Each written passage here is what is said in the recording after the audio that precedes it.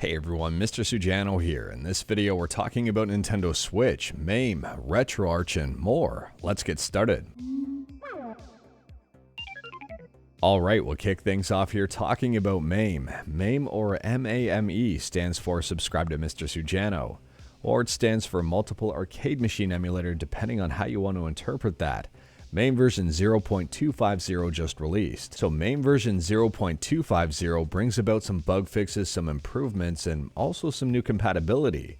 For example, third and fourth player positions are now supported in NBA play-by-play. MSX emulation got a major overhaul, now with more supported systems and peripherals, and Alpine Surfer is now playable in MAME. And interestingly enough, the Tiger handheld also got quite a bit of love. Castlevania 2 Simon's Quest, Gargoyle's Night Fight, Mega Man 3 and Ninja Gaiden 3 are now considered playable. There is quite a bit in this changelog, and I'll leave a link in the description below in the event that you want to check it out in detail. MAME had another big month. Next up here, speaking about good months, we're talking about Skyline, Nintendo Switch emulation on Android, and Skyline Edge, the paid testing version of Skyline, just got a brand new release. So Skyline Edge version 16 just released. We've got some bug fixes and some improvements.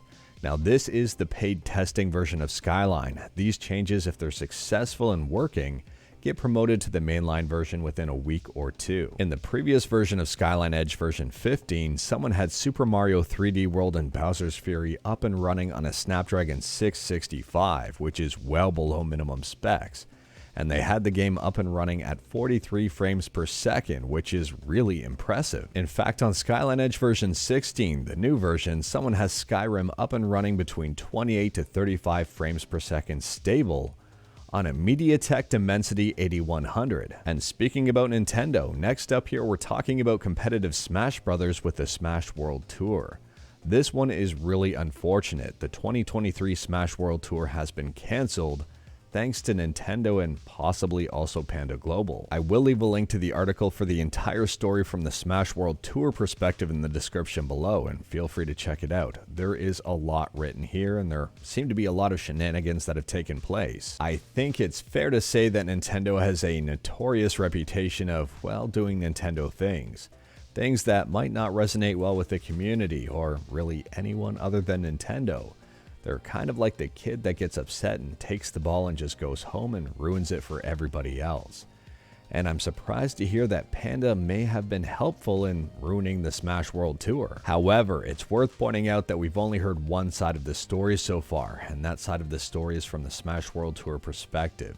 We still haven't heard Panda's perspective or Nintendo's perspective. So out of two big Smash events, the Smash World Tour and the Panda Cup, well, the Smash World Tour was shut down and the Panda Cup is the only thing that remains.